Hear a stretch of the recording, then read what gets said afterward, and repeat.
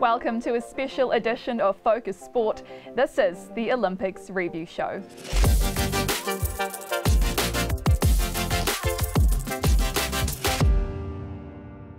Kia ora, I'm Sherry Kinnear, and here we are. The Tokyo Olympic Games are officially over. But what a games it was. Our Kiwi team made history in becoming our most successful ever with a record-breaking medal haul, and we'll be joined by a few of them shortly. But first, let's take a look back on a few of the best bits.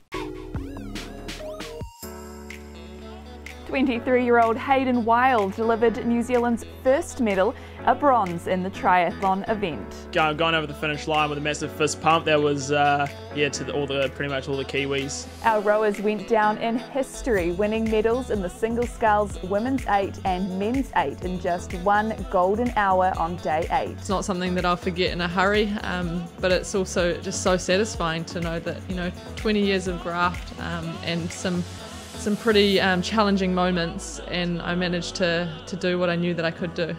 The Blackburn Sevens silenced their demons from Rio to become Olympic champions. I had to pinch myself this morning when I woke up, seeing my medal on my bedside table, but it's real. It's real. Lisa Carrington, the goat in the boat, became our most successful Olympian to date. And a number of other athletes stole headlines. Swimmer Erica Fairweather, Dylan Schmidt in the trampoline gymnastics, track cyclist Elise Andrews and shot putter Maddie Wisher, just to name a few. New Zealand racked up its biggest medal haul to date, closing off a very successful games indeed. We are lucky enough now to be joined by a few of those medalists. Blackburn Sevens champion Michaela Blyde, the man who put trampoline gymnastics back on the map for New Zealand, Dylan Schmidt, and of course last but not least, gold medal winning rower Grace Prendergast. Thank you so much, all of you, for joining me, although I'm not sure what else you'd be doing. You look like you're still sitting at MIQ. I actually woke up only like half an hour ago, Sherry, so my day has just started off with sleeping in and then now this, so it's gone off really well so far. Yeah, I'm sure you guys are well deserved for the rest. Grace, how have you been spending the time? So far I haven't actually been minding it. I think the Olympics has been a really good distraction here. Like, we can watch sport all day. I think I'm going to be a little bit lost next week when we sort of lose that entertainment, and I'm going to have to find a new hobby, which I'm not sure of yet, but I'll come up with something. Hey, Dylan, speaking of hobbies, I may have seen on your Instagram you jamming on the harmonica. Yeah, I'm not going to break that out quite yet. Still need a few more days or weeks or years to master that, but I'm having fun. And Michaela, I saw some of you got some sort of goodie bags from the New Zealand team. Have you got any sort of, I guess, some treats there to keep you busy or things you can sort of go through? Oh my God, treats galore. Like, I swear that's all I've eaten is treats. But yeah, no, the New Zealand team provided us with some cool goodies, including this jersey actually, which is really comfy. But yeah, we got some classic pineapple lamps, got some shampoo and conditioner, toothpaste, which is a little bit of a random one, but you can never have, too much toothpaste. What else we get? Water bottles. So yeah, a bunch of like different things, which is really cool. So yeah, real grateful for them. Did I peep your medal behind you there on your bed? There she is. Yeah, let's have a look. I'm assuming it's not left your side. She's my sleeping partner at the moment. And for the other two, Dylan and Grace, you guys got yours handy. Where do you guys keep them? Yeah, I have one on my desk. I actually like keeping it, I don't know if you guys figured this out, but in the case, it's got that thing on the bottom, so you can, I won't show you because I'm moving my computer, you can stand it up and it's like a little showcase. It like sits like that perfectly on the desk. So did not know that. Yeah, so you can put it on your desk and it just looks at you on it from a nice angle, so I like it. Yeah. Dylan's here with the life hacks. Yeah. I know, I didn't know that at all. We're going to have to get our cases out. I'll show you. So it sits like that. Oh, nice. Wow. Pretty cool. Oh, you learn something every day. If we take a bit of, I guess, sort of a step back to the games, Grace, I'll start with you. I mean, you were part of that, historic medal haul for our rowers and an incredible couple of days you guys had out there on the water. What was sort of the aftermath of that like in the celebrations? I mean, I'm assuming with restrictions it was hard to celebrate properly, but, what did you guys get up to? Yeah, it was pretty chaotic afterwards. Like, I think normally you have a chance to celebrate with your whole team and sort of really enjoy it, but like we did all we could do, which was nice. We still had like a little team function. But I think it is a really weird thing, like having so much success as a whole team and then just getting home and literally being separated into hotel rooms by yourself. So I think we're all looking forward to getting out of here and getting to celebrate. But yeah, it was pretty low key in the village. It is a weird feeling, and I think it takes a bit longer to like settle in, like, and like realize what's happened with like the lack of connection you've been able to have with people. And Michaela, for you, I saw the team welcomed back with a haka. I mean, talk me through that special moment. It must have been really nice, and the vibe in the New Zealand team just looked so incredible. Yeah, absolutely. And I think our connection, culture and environment is second to none. That's just the beauty of the New Zealand team, bringing all of us together, no matter what sport we play or what culture we represent. So to come home and, be presented that haka and to present it back to them was extremely special. I actually visualized us doing that before our competition even started. I'm all about visualization. And having something in my head that's what I want to happen. So to have it actually become reality was extremely special, and makes you even more proud to be a Kiwi, to have something that pretty much no other country in the world does for their team. And Dylan, your bronze, I mean, you stole headlines here in New Zealand. It was amazing to see everything that came from that. And did you actually get a chance to see, I guess, the impact you had back here and see all the support and all the Kiwis getting behind you? Yeah, and just hearing things from friends and family, just saying how crazy it was back home. So yeah, I don't think I've seen it for myself, but yeah, my mum and my dad said the cloud was going off, like hundreds of people watching, and then someone told me they even stopped like the news to play my finals live, which was, if I knew that was happening, I probably would have had a bit more pressure to perform. But yeah, happy that it all came together the way it did, and yeah, super pumped that I was sort of in prime time viewing for New Zealand, so it was nice to get lots of eyes on trampolining and see what it's all about. And then obviously to bring the medal home makes it so much more special. So yeah, pretty lucky, and I think just happy how everything played out for sure. How much, I guess, of an impact does it make now on your sport, being, I guess, a more minority sport in New Zealand? I heard that the trampoline parks here have just been absolutely packed now with kids wanting to take it up. It's a huge impact. Obviously, we're such a small community trampolining in New Zealand, but it's such an awesome community, and we've got heaps of cool clubs around New Zealand. So yeah, hopefully, people aren't just going to the jump parks and stuff. They're actually, signing up to classes maybe and giving it a go and seeing what it's all about. It's a great sport. I love it, and it's a whole lot of fun. And it's hopefully there's a bit more of a base coming through, so we can have some potentially more Olympians from New Zealand in the future for trampolining, which would be awesome. There were some really amazing highlights throughout the entire Olympics, and I'm sure if I asked you what your favourite moment was, it probably would be standing on the podium for all three of you. But Grace, if I start with you, outside of actually competing, did you have any highlights or favourite moments you'd look back on? Obviously it was standing on the podium is always great. I think one of mine would have actually been after our peer final.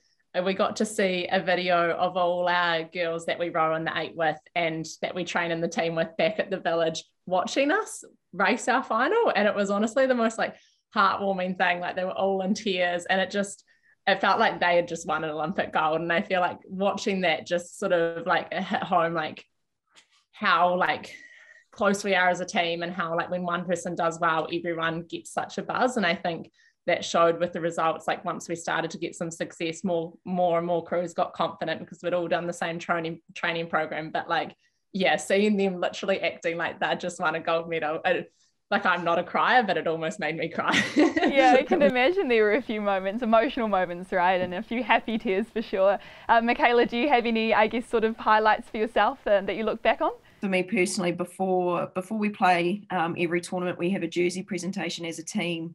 And this jersey presentation that we had before our first day, we had our family send in videos.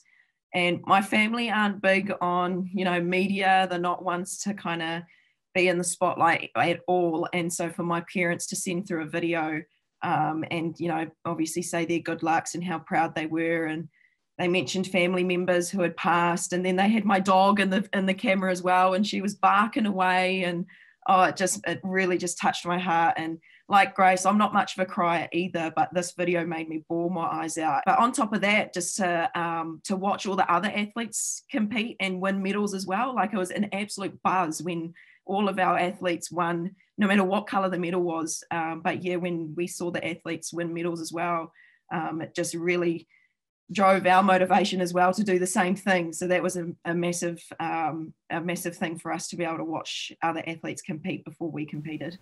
And Dylan, that must have been great for you as well, being able to watch the other athletes, because I guess, from my understanding, you guys were all pretty much staying within bubbles of your own sport, and in gymnastics, obviously not too many of you, but being able to sort of mingle with the wider New Zealand team and keep in touch with everyone in that sort of zone you had set up with the screens. How was that? Yeah, I always love that about, being part of a bigger team and just with other sports and stuff. I was always down in the lobby on watching us win medals, and David Nico was down there all the time as well. So yeah, just cool to kind of share the medal moments with the team from the TV. I've got a couple sort of quick fire questions. I actually reached out to some viewers to see, if you could ask an Olympian anything, what would you ask? Dylan, one thing I've got to ask about the cardboard beds though. I'm assuming they weren't that bouncy. You weren't really able to practice your routines or anything on them? No, I did have a go. They're actually a lot more sturdy than you think. I could jump up and down on it fine, and it didn't break. So no flips or anything though? No flips. Save that for the trampoline. But yeah, I didn't mind the beds. They were pretty comfy. I'm definitely a hard bed person, so yeah, they were all right for me. Nice. Michaela, I must say, the most recurring question I get is to ask you is, how much can you bench press? Oh my God, story of my life. How much? Depends on what kind of mood I'm in, but I mean, yeah, close to 90 kilos for a PB, to be completely honest. Yeah. I can't believe that's a common question. Like, come on, people. Everyone wants to know what you do to get, those nice arms. Ask Dylan. I'm sure he's got massive arms too. No, I'm all legs, man. I'm all legs. All three of you, definitely the epitome of fitness there. Grace, for you, the question I had come through for you was, do you still get nervous? I mean, I'm assuming you probably do, but does it at all get easier? I definitely still get nervous, but I think the way I get nervous has definitely changed as I've sort of raced more internationally. Like, it used to almost be like oh my God, I don't want to go out there and race. I'm so nervous. Whereas now it's a real excited nervous to be like, oh, I wonder what I can go out there and do, as opposed to like a sense of dread, which has taken a bit of work to sort of spin it. Like, I used to be just, wow, this is going to be such a hard race. Like, it's going to be so painful. Whereas now it's just sort of like an excited, we've done all the work, and pretty much you've done the work to get the result. So you've just got to go out there and, put your best foot forward. But yeah, no, still definitely nervous. And I guess just finally, I mean, how do you guys plan to spend the next, I guess, it's over a week for all of you at MIQ? Do you have any plans on how to pass the time now that the games are over? No, I'll just keep doing what I'm doing. I just take every day as it comes. I'm not much of I like plans, but not for this sort of thing. Like, a daily routine is, if I'm not going to say, I'm going to play my harmonica at 11 o'clock. I just play my harmonica whenever I bloody want to, and I work out whenever I want to, and if I don't want to work out, I won't. So I'm just sort of, every day, just chill, take it easy, and just do what I feel like doing. And I end up doing pretty much everything I plan on doing anyway. So it seems to be working out at the moment. And Grace, Michaela, do you have any plans like after MIQ? Like, after you get out, and are you going to be able to celebrate? Yeah, definitely. 100%. But I think the craziest thing about MIQ is that you don't really understand the challenge of it unless you're really in it. And so it's quite a bizarre situation. You're literally like animals in a cage. Like, you're in this room by yourself. We get a phone call to say our food's ready, and we have to quickly open the door and grab our food. And it's such a bizarre situation. So I'm definitely making the most of something that I hopefully don't have to experience ever again, potentially. So making the most of that. But after MIQ, oh my God, I can't wait to see my family. I can't wait to see their reactions with my medal and give them a massive hug. But I'm also really keen to just relax my mind and body before what will be a really long season next season with Com Games and World Cup next year. I guess not thinking about rugby for 6 weeks will be nice. And I guess for you, Grace, probably not thinking about rowing for a while then as well. Yeah, I'm very excited not to think about rowing for a while. It's just nice to have a little break from exercise, and obviously it'll be great to finally be able to get out of here and sort of celebrate with your friends and family. And I guess even leading up to the Olympics, like we were in Cambridge training so hard, so you were very much like in your own little bubble. And even then it was hard to see family and friends that weren't based in Cambridge. So I think now it's just a really good chance that I can get to any place in New Zealand and catch up with everyone and just really like enjoy. Like we've had so much support over this last week and the 5 years leading up to it. And now you can finally go around and sort of celebrate that with everyone and sort of share it, because it really is a massive team effort. Yeah. Hey, thank you so much, all three of you, for joining me. It's been an absolute pleasure to catch up, and it was a pleasure to watch you over the games as well. Congratulations again to all three of you with your incredible efforts, and enjoy the rest of your time in MIQ. Thank you. Thank you. Appreciate that. Well, there you have it, the end of the Tokyo Games and the end of our Olympics coverage here at Focus Sport. Thank you for joining me. It's been a pleasure bringing you all the news. See you next time on Focus Sport.